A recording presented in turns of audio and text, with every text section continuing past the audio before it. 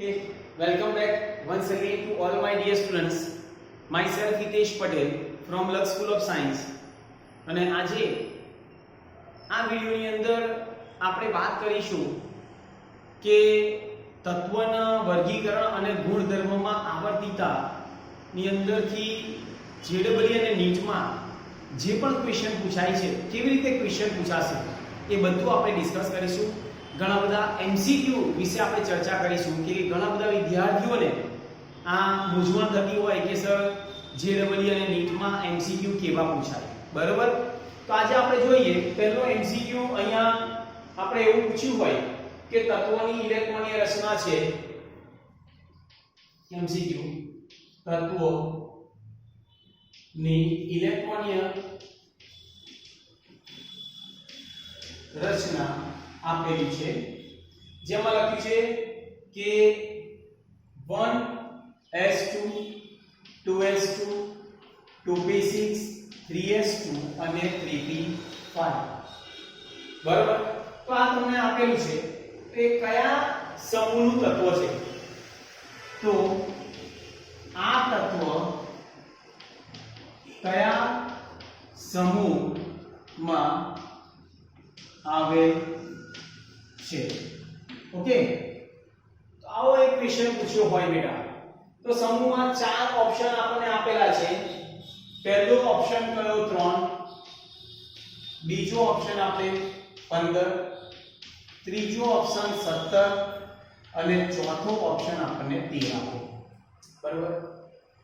તો અહીંયાથી આ ઇલેક્ટ્રોનીય રચના આપણને આપેલી છે અને એના ઉપરથી આપણે સમૂહ નક્કી કરવાના છે. તો સૌપ્રથમ આપણને બધાને ખબર છે કે તેની સંયોજકતા કક્ષાની ઇલેક્ટ્રોનીય રચના કઈ થઈ? તો ns2 અને np5. એટલે એક વસ્તુ આપણને ક્લિયર હોવી જોઈએ બેટા કે છેલ્લે ઇલેક્ટ્રોન p કક્ષકમાં ભરાય છે, માટે આ જે તત્વ હશે એ p વિભાગનું તત્વ હશે. અને p વિભાગ એટલે આપણે જાણીએ છીએ કે સમૂહ 13 થી લઈ સમૂહ કયો આવે? તો 18. આમાંથી એક તત્વ હોવું જોઈએ. હવે આપણે બધા જાણીએ છીએ તેની સંયોજકતા કક્ષાની ઇલેક્ટ્રોનીય રચના કઈ થઈ? ns2 np5. અહીંયા ખબર પડે છે n એટલે મુખ્ય ક્વોન્ટમ આંક, બરાબર? એટલે 3 છે. તો જેમ કે સમૂહ 13 હોય 13 14 15 16 17 અને 18. આની બાહ્યતમ કક્ષાની ઇલેક્ટ્રોનીય રચના ns2 np1, બરાબર? આની ns2 np2 ns2 np3 ns2 np4 અને ns2 np5. તો આપણને ખબર છે કે ns2 np5 એટલે કયા સમૂહનું તત્વ થયું બેટા? 17મો સમૂહ. એટલે આપણને ખબર હોવી જોઈએ કે કયા સમૂહનું 17મો સમૂહનું તત્વ. અથવા તો બાહ્યતમ કક્ષામાં 7 ઇલેક્ટ્રોન છે માટે 17મો સમૂહ 6 હોય તો આપણે એવું કહીએ કે 16મો સમૂહ. ઓકે, તો આ રીતે આવા ક્વેશ્ચન પૂછાતા હોય. નેક્સ્ટ બીજો ક્વેશ્ચન આપણે જોઈએ કે કયું તત્વ નીચેનામાંથી કયું તત્વ ડી વિભાગનું તત્વ છે?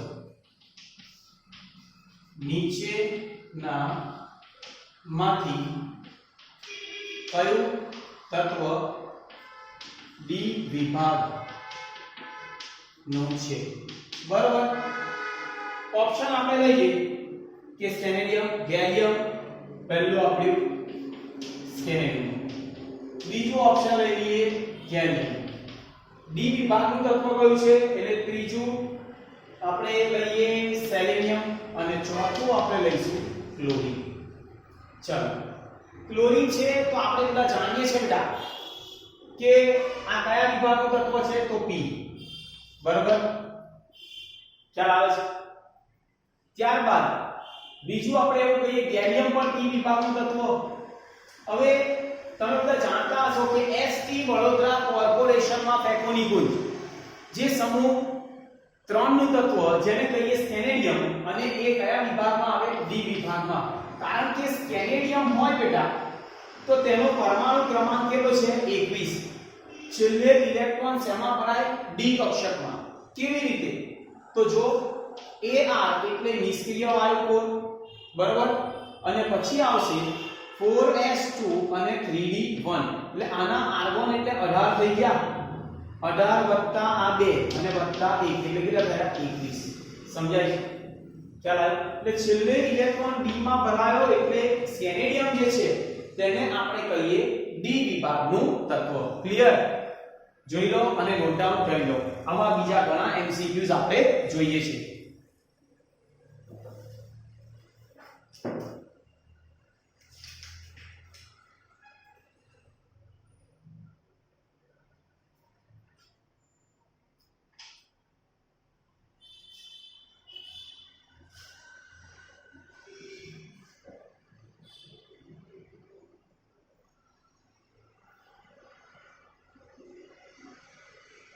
चलो नेक्स्ट क्वेश्चन.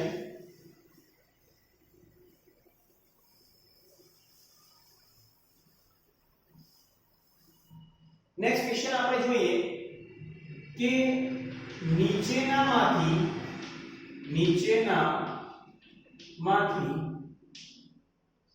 કયા તત્વની પરમાણ્વીય ત્રિજ્યા સૌથી નાની છે એટલે સૌથી ઓછી છે. એક્ઝામ્પલ અહીંયા ચાર ઓપ્શન આપ્યા: લિથિયમ, બેરિલિયમ, સોડિયમ અને મેગ્નેશિયમ. પહેલું કયું? લિથિયમ. બીજો ઓપ્શન છે બેરિલિયમ, ત્રીજો ઓપ્શન છે સોડિયમ અને ચોથો ઓપ્શન છે મેગ્નેશિયમ. સૌથી નાની કઈ છે બેટા? હવે ઘણા બધા વિદ્યાર્થીઓ અહીંયા બેટા કન્ફ્યુઝ થાય. આપણે જ્યારે પરમાણ્વીય ત્રિજ્યાની વાત કરી ત્યારે આપણે જોયું કે આવર્તમાં ડાબી બાજુથી જમણી બાજુ જતા પરમાણ્વીય ત્રિજ્યા ઘટે અને સમૂહમાં ઉપરથી નીચે તરફ જતા પરમાણ્વીય ત્રિજ્યા વધે. બરોબર? તો એક્ઝામ્પલ લઈએ બેટા કે દાખલા તરીકે અહીંયા લિથિયમ છે અને બેરિલિયમ છે. એ કયા આવર્તનું તત્વ? n બરાબર 2 અને n બરાબર 3 માં કોણ આવશે? તો સોડિયમ અને મેગ્નેશિયમ. ક્લિયર? આનો પરમાણુ ક્રમાંક 3, અહીંયા 4, અહીંયા 11 અને આ 12. એટલે આ રીતે ગોઠવતા પહેલું તો આવડતું હોવું જોઈએ. કોઈ પણ તત્વ આપણને આપેલા હોય તો આપણને ખબર હોવી જોઈએ. હવે ડાબેથી જમણે જઈએ તો ત્રિજ્યા ઘટે અને ઉપરથી નીચે તો વધે, એટલે આની તો વધારે જ હોય. આ બધાની આની કેવી હશે? ઓછી. તો સૌથી ઓછામાં ઓછી પરમાણ્વીય ત્રિજ્યા કોની? તો બેરિલિયમ. કારણ કે લિથિયમની કેવી છે? મોટી. કારણ શું? આ લિથિયમ 3 છે અને અહીંયા છે બેરિલિયમ 4. ધ્યાન આપજો. ઓકે? આની ઇલેક્ટ્રોનની રચના થાય 1s2 અને 2s1. આની થાય 1s2 અને 2s2. ક્લિયર? હવે આને મારે લખવું હોય તો કેન્દ્રમાં આ n બરાબર 1 અને n બરાબર 2. આને લખવું હોય તો n બરાબર 1 અને n બરાબર 2. ધ્યાન આપજો. હવે ધ્યાન અહીંયા કે અહીંયા કેટલા ઇલેક્ટ્રોન છે? 2. અને બાહ્ય કક્ષામાં 1. અહીંયા 2 અને અહીંયા પણ 2 ઇલેક્ટ્રોન. બરાબર? તો આમાં અસરકારક કેન્દ્રીય ધન વીજભાર શામાં વધારે છે? બેરિલિયમમાં. એટલે અહીંયા લખીએ કે અસરકારક કેન્દ્રીય ધન વીજભાર વધુ. કારણ શું? કારણ કે તેમાં કેન્દ્રમાં પ્રોટોન કેટલા આવશે બેટા? 4. એટલે અસરકારક કેન્દ્રીય ધન વીજભાર શામાં વધારે થયો? બેરિલિયમમાં. કોના કરતા? લિથિયમ કરતા. એટલે અહીંયા કેન્દ્રમાં પ્રોટોન વધારે હોય એટલે અસરકારક કેન્દ્રીય ધન વીજભાર વધે. તો આ જે ઇલેક્ટ્રોન છે એનું આકર્ષણ કેન્દ્ર તરફ કેવું થશે? વધારે. માટે આપણે એવું કહીએ છીએ કે આનું કદ કેવું છે? નાનું. કોના કરતા? લિથિયમ કરતા. જ્યારે ઉપરથી નીચે જઈએ, ચાલો સોડિયમ નું લખું. એ સોડિયમ અને અહીંયા મેગ્નેશિયમ. તો અહીંયા 11 છે અને અહીંયા 12 છે. ધ્યાન આપજો બેટા. આની ઇલેક્ટ્રોનની રચના લખી હોય તો 1s2 2s2 2p6 અને 3s1. અને આની લખવી હોય તો 1s2 2s2 2p6 અને 3s2. હવે ધ્યાન આપજો. આ સોડિયમ છે, એને આપણે એવું કહીએ કે n બરાબર 1 2 અને 3. અહીંયા પણ મેગ્નેશિયમ 1 2 અને 3. તમે જો કે આમાં કેન્દ્રમાં પ્રોટોન કેટલા છે, તો આપણે કહીએ n બરાબર 3 એટલે આ ત્રિજ્યા તો કેવી હતી નાની, આ ત્રિજ્યા કેવી થઈ ગઈ એના કરતા મોટી. તો પ્રોટોન કેટલા 11 અને બાહ્ય કક્ષામાં ઇલેક્ટ્રોન 1. અહીંયા પ્રોટોન કેટલા તો 12 અને ઇલેક્ટ્રોન 2 છે. એટલે અસરકારક કેન્દ્રીય ધન વીજભાર શેમાં વધારે મેગ્નેશિયમમાં. હવે મેગ્નેશિયમમાં અસરકારક કેન્દ્રીય ધન વીજભાર વધારે હોય તો બાહ્યતમ કક્ષામાં રહેલા ઇલેક્ટ્રોનનું કેન્દ્ર તરફ આકર્ષણ કેવું હોય વધારે. એટલે સૌથી મોટામાં મોટું કદ, એટલે અહીંયા આપણે કદની વાત કરીએ ને તો પરમાણ્વીય ત્રિજ્યાનો ક્રમ મારે લખવો હોય પરમાણ્વીય ત્રિજ્યા નો ક્રમ. ચલો સૌથી મોટી ત્રિજ્યા કોની હશે સોડિયમ. એનું કદ મોટું એટલે પહેલું આવે સોડિયમ. પછી કોણ આવે બેટા મેગ્નેશિયમ કે n બરાબર 3 છે એટલે મેગ્નેશિયમ. પછી કોણ આવશે તો લિથિયમ અને છેલ્લું કોણ આવે બેરિલિયમ. એટલે સૌથી ઓછામાં ઓછું એટલે નાનામાં નાની પરમાણ્વીય ત્રિજ્યા કોની હોય તો બેરિલિયમની. નોટ ડાઉન કરી લો. ચાલો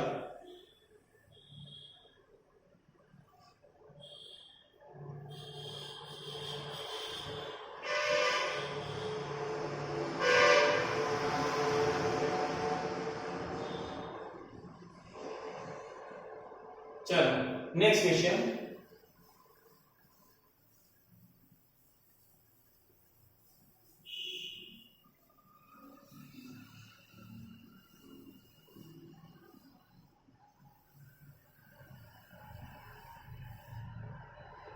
नेक्स्ट क्वेश्चन अपने आप्यो નીચેનામાંથી કયા આયન નું કદ સૌથી મોટું છે. બરાબર.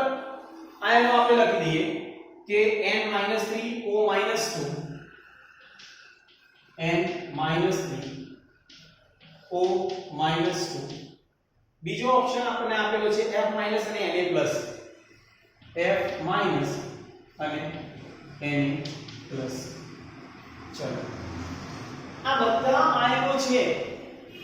મેં તમને આપણા વિડિયો લેક્ચર ની અંદર એવું સમજાવ્યું છે કે પહેલું તો સૌપ્રથમ આપણે એવું કહીએ કે આ નાઇટ્રોજન છે n-3, ઓક્સિજન -2, ફ્લોરિન - અને સોડિયમ પ્લસ.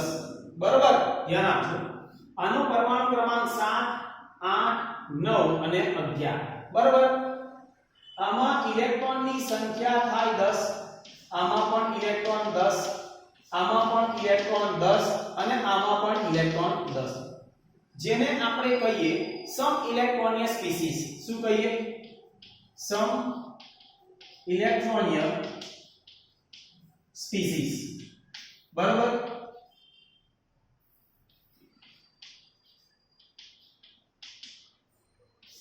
ખ્યાલ આવે છે? એનો મતલબ એવો થાય કે ઇલેક્ટ્રોનની સંખ્યા સરખી છે પણ અસરકારક કેન્દ્રીય ધન વીજભાર જેમાં વધારે હશે ને એનું કદ કેવું હશે તો આપણે કહીએ નાનું. તો આમાં પ્રોટોન કેટલા? ચલો અહીંયા 7, અહીંયા પ્રોટોન છે બેટા 8, અહીંયા પ્રોટોન છે 9 અને અહીંયા પ્રોટોન છે 11. તો સૌથી વધુમાં વધુ પ્રોટોન શેમાં તો સોડિયમ. એટલે એનું કદ સૌથી નાનું. બરાબર. એટલે એનો ક્રમ લખવો હોય તો સૌથી મોટું કદ કોનું તો n-3, પછી આવે O-2, પછી આવે F- અને છેલ્લે આવશે બેટા Na+. ક્લિયર? કારણ એક જ કે અસરકારક કેન્દ્રીય ધન વીજભાર. બરોબર. એટલે સોડિયમની અંદર એટલે કે સોરી નાઇટ્રોજનની અંદર અસરકારક કેન્દ્રીય ધન વીજભાર ઓછો છે માટે એવું કહીએ તેનું કદ સૌથી મોટું. એટલે ઓપ્શન કયો આવે? A. લખી દો. ચલો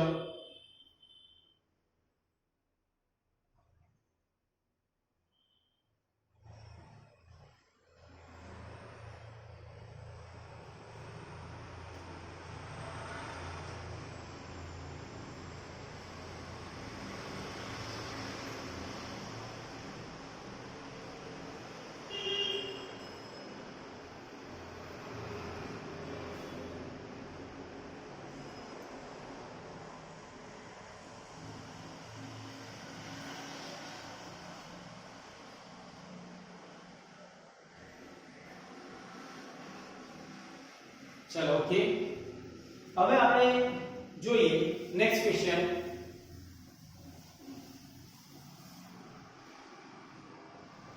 જો આપણે એવું કહીએ કે પ્રથમ આયનીકરણ એન્થાલ્પી સોડિયમ,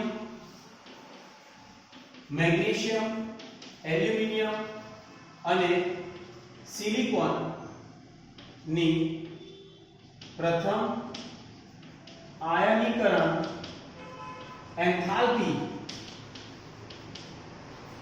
નો સાચો ક્રમ કયો? બરાબર, ઓપ્શન આપણને આપ્યા, તમને કન્ફ્યુઝ કરવા માટે આવા ઓપ્શન આપ્યા. Sodium less than magnesium, sodium less than magnesium, greater than aluminium, greater than silicon. બરાબર, ઓકે, લેસ ધેન સિલિકોન લઈ લો. ચલો બીજો ઓપ્શન આપણને એવો આપ્યો કે sodium, magnesium, aluminium, silicon, magnesium, aluminium અને સિલિકોન. ત્રીજો ઓપ્શન આપણને આપ્યો sodium less than magnesium, less than aluminium અને ગ્રેટર ધેન સિલિકોન. બરાબર, અને છેલ્લો sodium greater than magnesium, greater than aluminium, less than silicon. આવી રીતે તમને કન્ફ્યુઝ કરવા માટે આવા ઓપ્શન આપવામાં આવે. સૌપ્રથમ તો આપણને સાચો ક્રમ આયનીકરણ એન્થાલ્પી એટલે શું એ આપણે બધા જાણીએ છીએ કે પ્રથમ આયનીકરણ એન્થાલ્પી એટલે પહેલો ઇલેક્ટ્રોન બાહ્યતમ કક્ષામાં આવેલો એક ઇલેક્ટ્રોન દૂર કરવા માટે આપવી પડતી ઊર્જા. બરાબર, તો તમે જુઓ કે અહીંયા આપણે વાત કરીએ કે સોડિયમ છે તેનો પરમાણુ ક્રમાંક 11, મેગ્નેશિયમ એટલે 12, એલ્યુમિનિયમ એટલે 13 અને સિલિકોન એટલે 14. બરાબર, હવે સોડિયમની ઇલેક્ટ્રોનની રચના મારે લખવાની હોય તો 1s2, 2s2, 2p6 અને 3s1.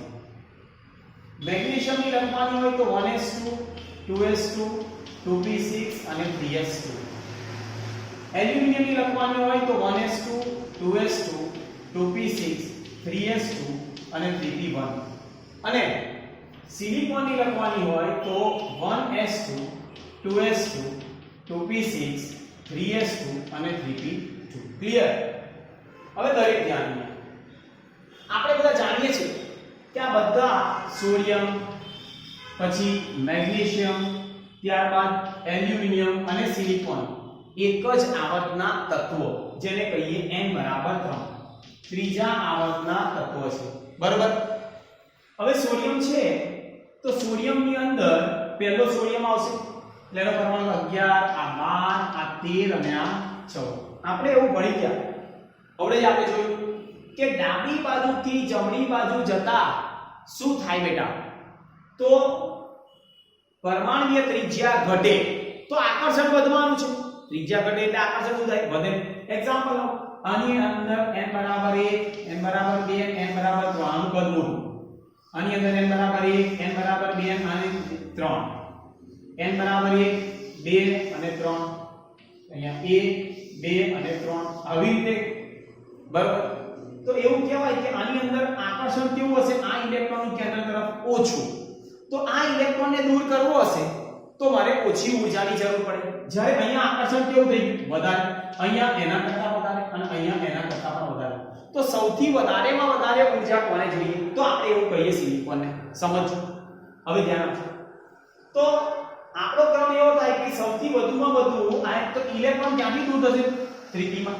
બે જગ્યાએ આપણે અનિયમિતતા માલુમ પડી. તમને ખ્યાલ હોય તો બેરિલિયમ અને બોરોન વચ્ચે અને નાઇટ્રોજન અને ઓક્સિજન વચ્ચે. તમે જોજો કે અહીંયા ઇલેક્ટ્રોન અહીંયાથી દૂર એટલે સૌથી વધારે ઊર્જા કોને જોઈએ? સિલિકોનને. પ્રથમ આયનીકરણ. એલ્યુમિનિયમ અને મેગ્નેશિયમની આપણે વાત કરીએ તો આમાંથી ઇલેક્ટ્રોન 3p માંથી અહીંયા પૂર્ણ ભરાયેલું છે. ખ્યાલ આવે છે? એટલે વધારે ઊર્જા શેમાં જોઈશે? મેગ્નેશિયમમાં. એટલે પછી આવશે મેગ્નેશિયમ. એના પછી કોણ આવે? તો એલ્યુમિનિયમ. અને છેલ્લે કોણ આવશે? તો સોડિયમ. આ એનો સાચો ક્રમ થયો. બરાબર, હવે આ આપણે જાણીએ છીએ. કારણ એક જ કે અહીંયા આ કક્ષક પૂર્ણ ભરાયેલી, કારણ કે આ રીતે થવું જોઈએ.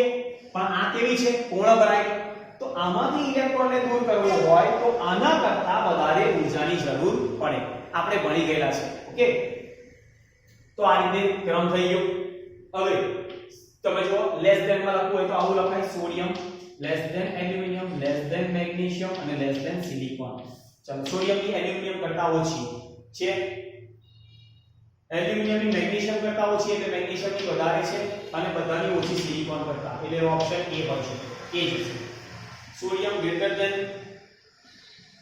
મેગ્નેશિયમ નહીં આ wrong less than magnesium less than નહીં આ રોંગ સોડિયમ એટલે ઓપ્શન કયો આવે ફર્સ્ટ જોઈ લેજો પરફેક્ટ ક્લિયર ચલો નોટ ડાઉન કરી લો